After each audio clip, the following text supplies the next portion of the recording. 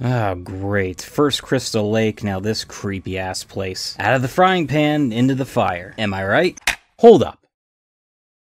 I did this cold open already. I gotta think of something creative. This is New Nightmare. It has to be neat and totally self-aware.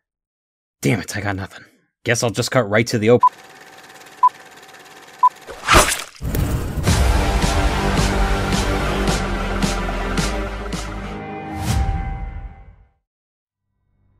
What is up, everybody? Welcome back to my look at the Nightmare on Elm Street franchise. Today, Freddy tries to bring himself into our world in Wes Craven's New Nightmare. Freddy's Dead was shredded to pieces by critics and fans alike after its release, becoming one of, if not the most hated in the series. But guess what? It made $35 million at the box office. Word must not have caught on about how terrible Freddy's last outing was, so even after being dubbed the final Nightmare, New Line felt that there was still life in the franchise. However, as the 10th anniversary of the original approached, Bob Shaye reached out to the original creator and director, Wes Craven, to see if he would return for a new film. There was a bit of bad blood between the two, but they buried the hatchet, and Wes agreed to come up with a completely new idea to take the Freddy character. I went off and looked at all the other films and said, I don't know how I could make any sense of it, and then kind of jumped the shark and thought, I'll do it about all the people that participated in the first one. It was the idea, well, Robert's not Freddy. You know, it's like Freddy is Freddy. Freddy is an entity unto itself. Because there was no place else logically to go that was original, and suddenly it was like, wait a minute, we can do this and make some interesting comments. Bringing a menace into the real world from your imagination and having that menace not go away is a terrific idea. So this sequel is not necessarily canon to the rest of the franchise. It takes place in the reality where the Nightmare movies exist, but those that were involved with the original are being affected by an entity that was sealed because of the movies. But now that they've stopped, the entity has taken the shape of Freddy and is trying to bring itself into our world. Confused? My explanation probably makes it seem a lot less understandable than it actually is. Heather Langenkamp returned to play herself, as well as her titular character Nancy, along with Robert Englund, who would also play himself and the new, more evil Freddy. With quite possibly the most ambitious plot in the whole franchise, how exactly would this cerebral story play out with Wes Craven back in the saddle? Let's find out. The movie begins similarly to the first Nightmare with the construction of a new razor glove in a hellish environment. As a cleaver is brought down to chop off a hand, it's revealed that it's all just a movie set and a scene being filmed by Wes Craven. Heather Langenkamp, the lead in this movie, is there with her husband Chase, a special effects worker, and son Dylan. After the crew takes a break, we see the new mechanical claw starts to go haywire, killing the other two special effects guys, Chuck and Terry. The whole set is going nuts, but before the claw can kill Chase, Heather wakes up from the nightmare thanks to an earthquake. So this movie begins with a movie being filmed that is really just a dream. Have I lost any of you yet? Who am I kidding? Most viewers probably tuned out after the movie begins. Heather is visibly shaken after the nightmare, but Chase wonders if she's worried about the phone stalker she's had as of recent. This plot point was actually based on real events after Wes learned that Heather did have a stalker for some time who would make harassing phone calls. Chase leaves for a special effects job, but Heather runs into a problem when Dylan is caught watching the original Nightmare on Elm Street.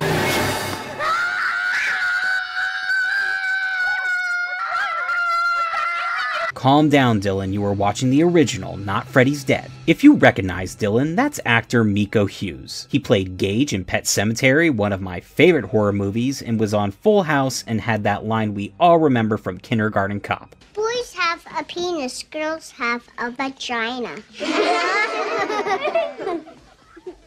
Thanks for the tip. Heather answers the phone twice, and the person on the other line sounds creepily similar to Freddy. But babysitter Julie shows up to take care of Dylan as Heather leaves to take part in a TV interview. They discuss the 10th anniversary of the original film and her stance on children watching horror films, but the host has a surprise for her.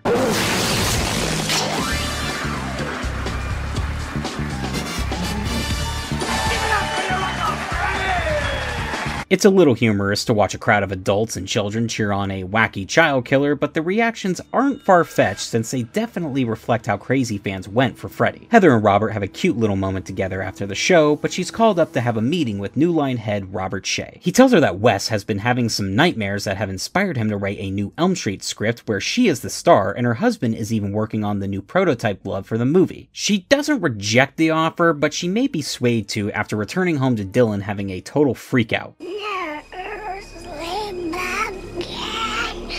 Never sleep again. I really do love Miko's performance here, but you never really get a feel if he was a normal kid before the events of the movie or if he was always a little off. Nothing major, but something that could have been established better. Dylan's stuffed dinosaur Rex, who he says protects him, has slash marks, leading Heather to call Chase, who's alone on set after Chuck and Terry never showed up. She begs him to come home after Dylan's episode and the phone calls, so he takes off. Later that night, Heather is reading Hansel and Gretel to Dylan, but realizes how horrific the story actually is after they burn the witch alive. Elements of this fairy tale are sprinkled into the movie, but I like how it's introduced here, because after Heather denounced showing her son horror films, it's interesting to see her reaction to how violent some kids' stories are too. Meanwhile, Chase is on his way home, but after struggling to stay awake, he falls victim to the mechanical claw.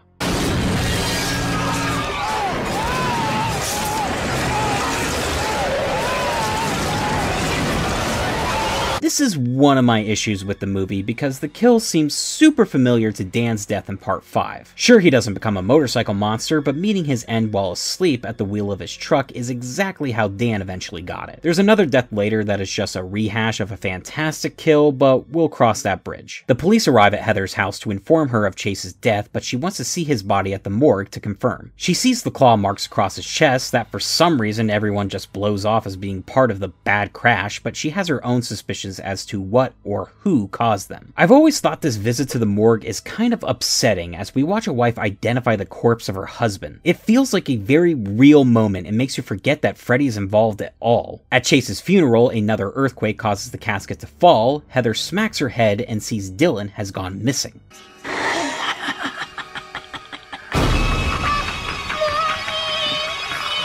She manages to rescue him, but after a creepy moment with Chase's talking corpse, she wakes up as it was all just a dream. Another on-running thing with this movie, fake-outs that events just end up being dreams. It's to be expected from a nightmare movie, but there's like an odd amount of them spread throughout. That night, Heather catches Dylan in the kitchen, once again watching the original Nightmare on TV, but he seems to be in a trance as he sings the jump rope song. When she puts him to bed, they have a pretty serious discussion about death and God after talking about Chase. Dylan wonders if you have to die in order to see God. Whoa, this is getting heavy, Doc. The next day at the park, John Saxon, playing himself, tries to talk Heather through her issues she's going through as of late, including her phone stalker and Dylan's strange behavior. It's a nice moment to see her on-screen dad acting fatherly, but it's suddenly broken up when Dylan climbs to the top of some high park equipment and falls off, luckily caught by Heather. But he's upset because God wouldn't take him. Chill out here, movie. You're really starting to bum me out. Back home, Heather receives a burnt news clipping with a letter on it that she nonchalantly throws in with the others she's gotten. She calls up Robert Englund to tell him she's been hearing and seeing Freddy, but not his version. He understands as he completes her thought that this Freddy is much darker and evil. When asked about the new script, Robert just says that Wes told him he's still writing, currently up to the part where Dylan says God wouldn't take him. Before Heather can ask any further, Robert hangs up as we see he's painting a very malevolent Freddy. This is unfortunately the last time we see Robert playing himself, which is a shame because I would have liked to have seen a scene where the Freddy actor dealt with this real-life Freddy. Would it have been a battle of the Freddys? Or would we have seen some of Robert's deepest fears? It's too bad we'll never know. That night, Heather is woken up by Dylan, who's in the kitchen with a surprise for her.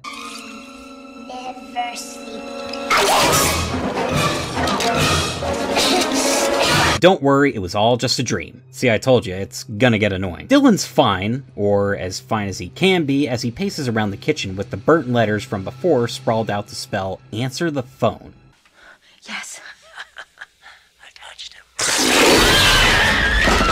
Okay, that is fucked up. I know they're redoing the phone gag from the original, but Freddy saying "I touched him," then showing Dylan spit up some white foam? You see where I'm going with this. I'm not 100% sure Wes was trying to imply pedophilia or what, but it sure as hell seems that way, and it's really fucked up. Heather takes Dylan to the hospital where Dr. Hefner believes those horror films are to blame for his unstable behavior. Now, Dr. Hefner, don't you blame the movies. Movies don't create psychos. Movies make psychos more creative. Dylan is left at the hospital overnight for testing, but we see him spit out the sleeping pills they tried to give him. Heather takes a ride over to Wes Craven's kick-ass house to learn more about his script. He explains that it involves a demon that takes many forms and represents the murder of the innocent. It can be contained and held prisoner through storytelling. This entity was trapped by Wes, but now that the series has ended, the demon has been set free and is trying to cross back over into our world in the form of Freddy Krueger. Now only Heather can seal it away forever as long as she makes a tough choice. What kind of choice?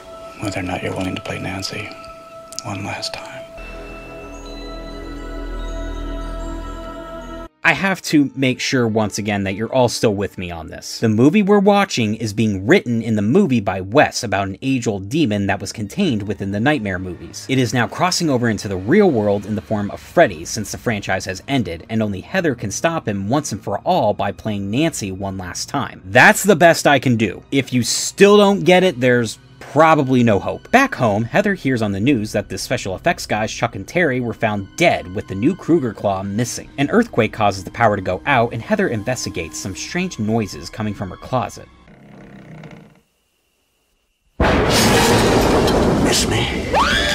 Yes, I missed you so much, Scary Freddy. I admit, I did jump during my most recent watch when he emerged from the closet. I love that they brought back the evil Freddy who isn't cracking wise, he's truly out to terrorize and harm. During his attack on Heather, he creepily refers to her as Nancy and manages to get in a swipe on her arm before she's woken up. She rushes to the hospital where a concerned Julie has already arrived. However, Dr. Hefner offers to treat the slash marks on Heather's arm. She lets it slip that she's afraid Freddy is after Dylan, causing some disapproving looks from Hefner. Back over in Dylan's room, Heather sits with him, but he suddenly wakes up and goes full-on exorcist.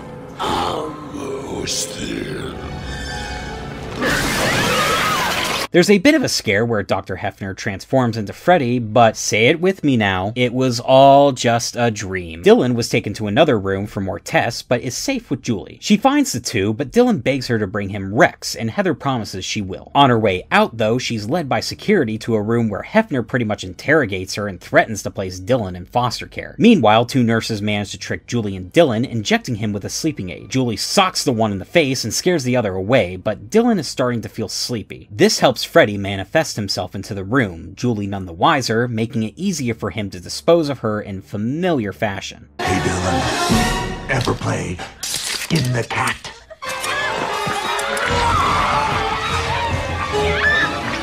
While this is just Tina's death recreated, I still kinda like it. It's cool to see Freddy visible during the attack, and it's still pretty horrifying to watch, like it was for Tina. When Heather arrives, Dylan is gone, but we find out that he sleepwalks, and she believes he's heading home. She calls John Saxon for help, but spots Dylan on the freeway. Freddy toys with him for a bit as cars start to pile up, trying to dodge him and Heather. After some shoddy green screen effects, they somehow manage to avoid getting run over and make it back home. John is there waiting for them, but he starts to call Heather Nancy, and transforms into Lieutenant Thompson. The movie world has crossed over into reality as Freddy frees himself and Heather accepts that she has to become Nancy again. She follows a trail of sleeping pills left behind by Dylan that leads straight to his bed so she can rescue him. She falls down a slide at the end of the bed that dumps her right into a hellish looking chamber, eventually finding Wes's script just conveniently laying around. Dylan surprises her, but the reunion is cut short after Freddy attacks. Heather fights back, even shoving an eel in his eye, redirecting him to go after Dylan and corner him in a furnace. Unable to reach, he extends his arm in a goofy effect, but brings him in close enough to try and take a bite.